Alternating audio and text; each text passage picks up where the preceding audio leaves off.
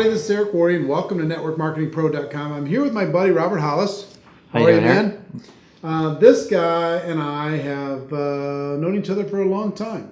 Very long time. He's earned millions of dollars in the network marketing profession. He's been hanging out with us at our GoPro Breakthrough event here in Las Vegas this weekend. So I thought we'd turn the cameras on and have a little conversation, talk about some success tips, talk about some things that you've done to be successful in your business. But to start, why don't you give everybody just a quick introduction by telling them your story. Where'd you come from and what's it turned into? Sure.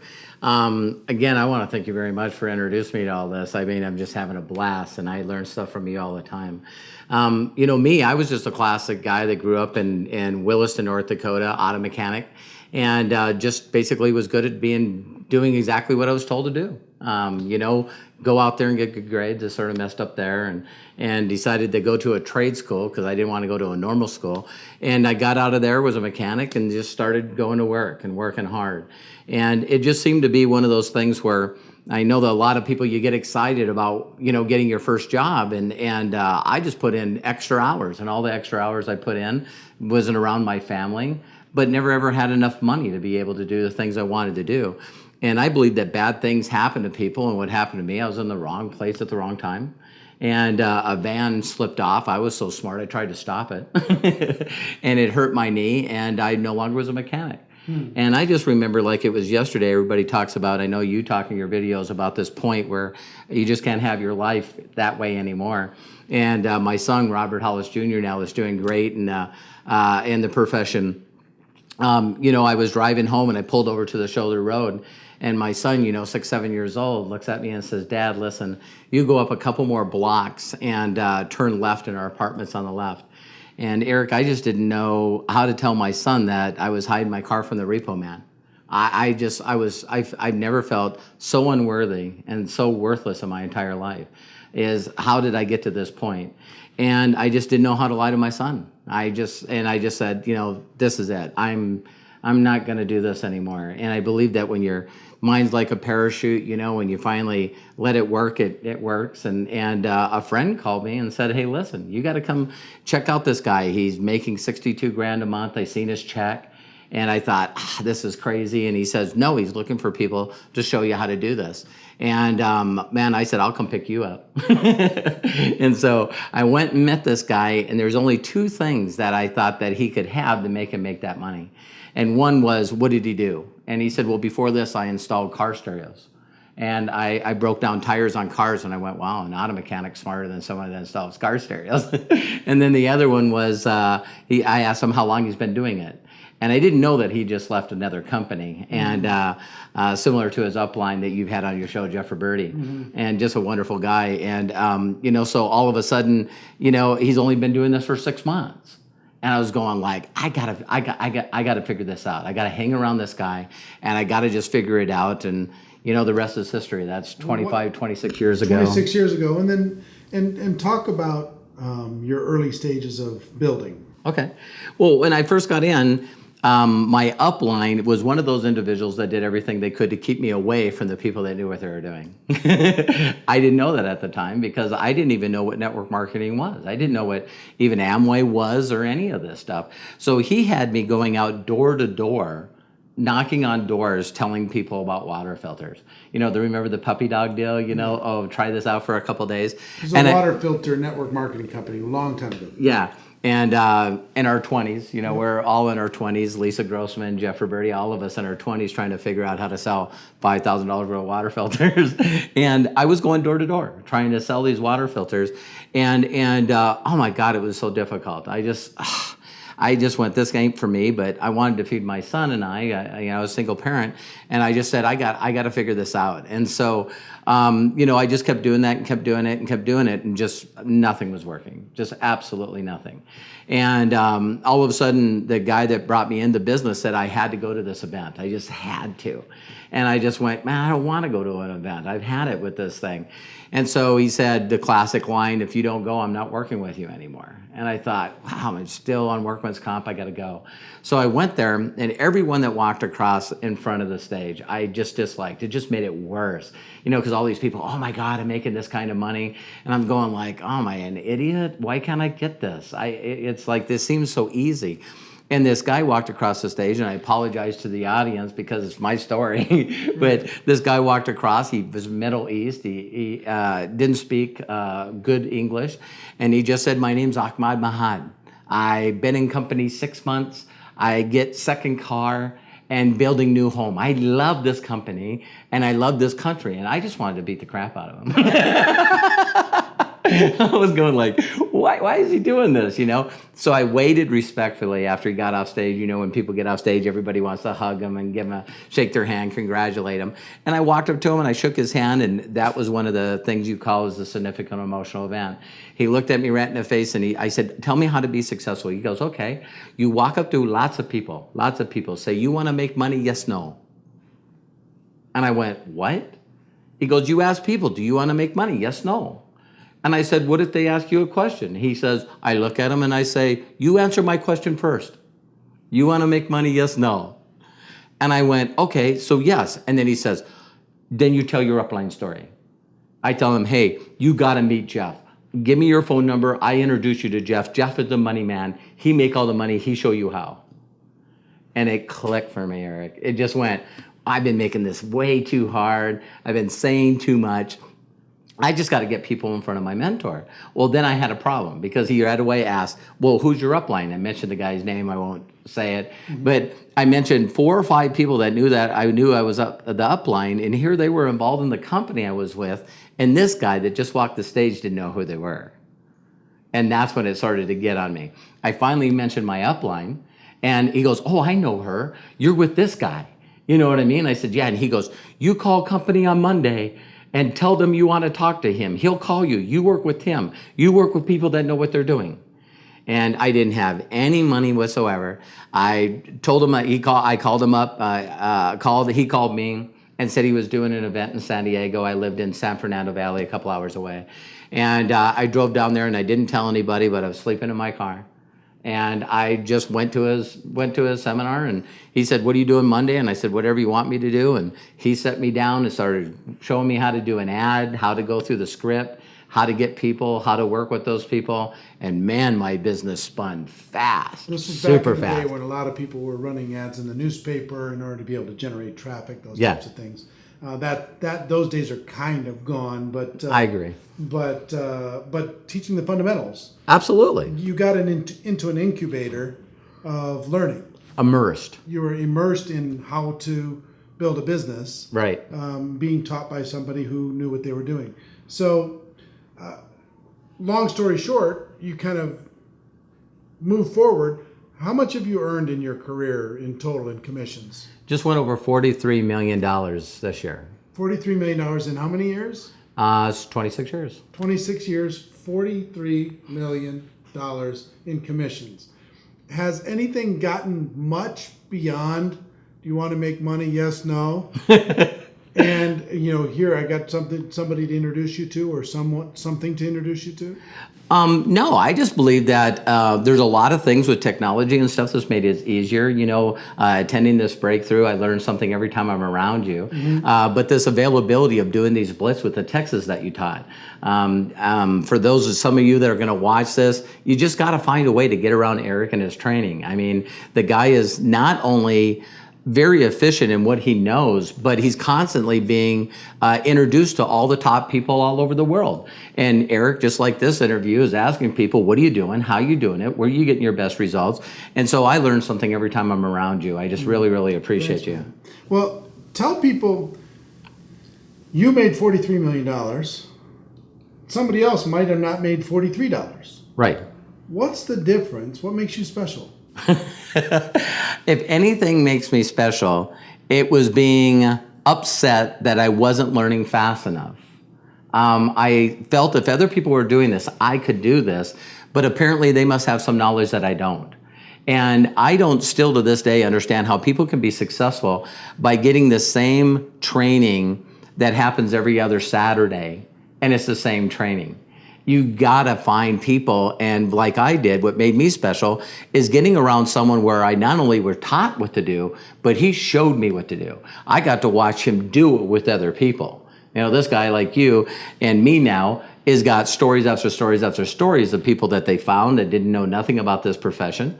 They knew nothing on how to do it, but we showed them. They jumped into the 90-day blitz. They went to work. We helped them, and they got results. And once they got results, then you turn into crazy, because it's like, even I think we all agree that even when I got my first like $150 check, you know, that someone gave me for a water filter, I remember that, wow, I got a check for something other than my job. You know what I mean? And then learning that I could help other people become successful really became a trip for me. So one was learning. Totally. That totally. separated. You became a lifelong learner when other people didn't. Right. Okay. What else? What else makes you special? What makes you different than a person that isn't making the kind of money that you make? This is going to sound silly, but I'm very simple. Very, very simple. I don't understand that if I find someone like you that I can learn from, there's no need for me to change it at all. At all. I came from the racing industry, car industry, and I was telling some of your students here today in the breakthrough that if I was going to go into NASCAR tomorrow and I had the money to do it, I would just go to the guy that's won the last 9 world championships, and I would just say, can I just get all your stuff? I don't need to reinvent the wheel, come up with my own words, and try to figure out a different way of doing it. So I'm the kind of guy that if someone's doing something that works, then why not just do that exactly the way they tell you, believe in the faith of the process, and just work hard. So my mentor challenged me. He said, you know what? I bet you can't put 70 people in front of me in your first 30 days. Right. And I said, you're wrong, I'll do it. And it was 72. So that was the one that broke the momentum enough for me to receive over a $10,000 check in my first 45 days working with him, because that's what I considered the first time I went full time, because I had someone that showed me what I was doing. And of course, not to be misleading in any way, shape, or form, $5,000 of that had to be paid out in rebates, but it was the most money I've ever made. It was incredible. And having that check, funny thing I did, I had a mechanic buddy, David Wynn was his name, is Vietnamese, and I knew he had money. So I signed the check over to him. We went to the bank and he gave me cash because I wanted to show the check for 30 days until I got my next one. But I needed the money to pay rent right now. So talk to me about, you wrote this book last year? Yeah. How is that working for you? How is that working? How is that working? Yes. So tell people why you wrote that book. I had a lot of people that heard my background in my childhood, which was really awful. And it definitely was a rags the riches story. So when people heard my whole story, I now say that I went from auto mechanic to life mechanic. And everyone kept saying, you got to write a book, you got to write a book, you got to write a book. And finally, I pushed a friend of mine to be an author. His name's Max Miller. And he said, all right, I'm going to be an author, and then the first book's going to be about you. And I was just like, what? So, as I did, you just gotta do and review. You know what I mean? You just gotta start doing it. And we started doing the audio and then put the book together. And I was still blown away. I'm still blown away today with the success of that book. It's really humbling for me, because I just wanted it to be someone that someone could read and it would inspire them to be an entrepreneur. And still to this day, the best testimonial I have to it is my 20-year-old. He's 22 now. And he read the book. His name's Matthew. And he said, Dad, I'll read your book. I'll read your book. And I'm going, okay. And he came back down and he looked at me and he said, Dad, I know I can be an entrepreneur. I know I can do it. And I just went, if that's all I got out of the book, I'm done. And believe it or not, the second interview I got was from Eric Worre. Oh. Yeah, so he grabbed it on Kindle before it even was in printed form and read it on a trip from, I think you were over in Norway or something, and read it and right away did a book review for me right away, which was just so incredible for me. Thank you. Super fun. You should get your hands on it. I'll put the link to the book below. Get your hands on the book. It's very good. You're going to be speaking at GoPro Recruiting Mastery. I am? Yes. No. Don't surprise me like that. GoPro Recruiting Mastery this November 20 through the 23rd. The who's who of everywhere in network marketing is going to be there. You're going to be one of the trainers. Talk to people who maybe haven't made the decision to be there yet. Okay. what would be the benefit? Why should they go? Well, this will be my third. And Eric being the guy he was, I was at an event with you and you said, hey, come down, be on the panel.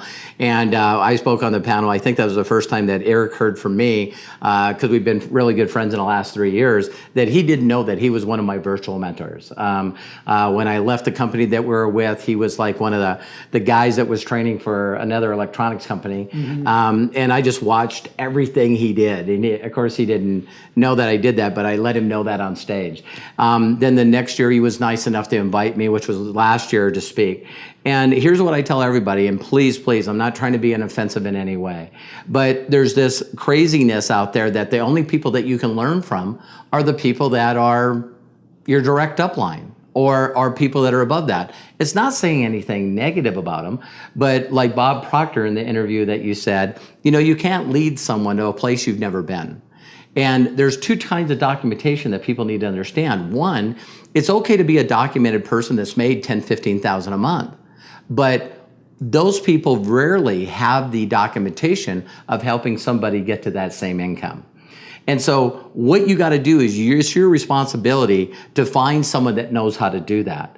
And so what I've done my whole life, which a lot of people think I'm genius and I made all this money, I've helped 44 people now make over $1 million a year, is I'm just really good at finding people that know the information and then making sure the rest of my team get in front of that person. Humble yourself and don't allow people above you to say, listen, you only can learn from me. And the other thing is, then I started learning from cross-line people in my own company, and all of a sudden my upline's mad. The people above that, they get hurt. Their emotions are crushed. Why can't you learn? But then when you start going outside of your company, it's like super taboo. And I'm going, think about this for a second. And many times for good reason, because you don't want the distractions. It's got to be a safe environment. It's got to be a safe, correct. And so, but think of this. If I go learn from Eric, and I get around a bunch of people that he's put together that know, like, and trust him and know that it's a safe area, then I'm going to learn the knowledge to make more volume in the company that I'm working for. I'm also going to make the people that are qualified above me more money. So wouldn't they want me to learn from the people? Well, here's what egos do, EGO, edging God out. That's what I say all the time, is that now that I've learned the information from Eric, I'm going to not tell people where I got it, and I'm going to go back and teach my little people how to do it. Wrong. Why not take everybody that I know and put them in front of the person, expert from afar? You and I were laughing about this. I don't know why it is, but Eric and I was talking about you're teaching the people exactly what they need to know. And then you get them to an event like GoPro, Recruiting Mastery, and then the person looks at you and goes, if I heard this stuff before, I would have been successful already. And you just want to beat them up because you go, that's the same stuff I've been telling you all along. But familiarity breeds contempt, and sometimes they're not listening to you, and maybe you made a mistake and went out and got drunk with them a couple of times, and you did stuff where they're like looking at you, Robert again. But when I get all my people in front of Eric, they leave there and they're on fire. They know what to do. They say, now I got the information that I need, and I got a big grin on my face. They're going to go back home. They're going to produce what they've always wanted to, and that just generates and rakes advancements. It also generates more income for the team. It allows people to go full-time faster, right. and it's a safe environment. So I'm looking forward to not only speaking again, but learning from the other people that you got there. And I mean, this event is just going to be so huge. It's going to be fun. You got to be there. You just got to get there. Well, Robert, you're the man.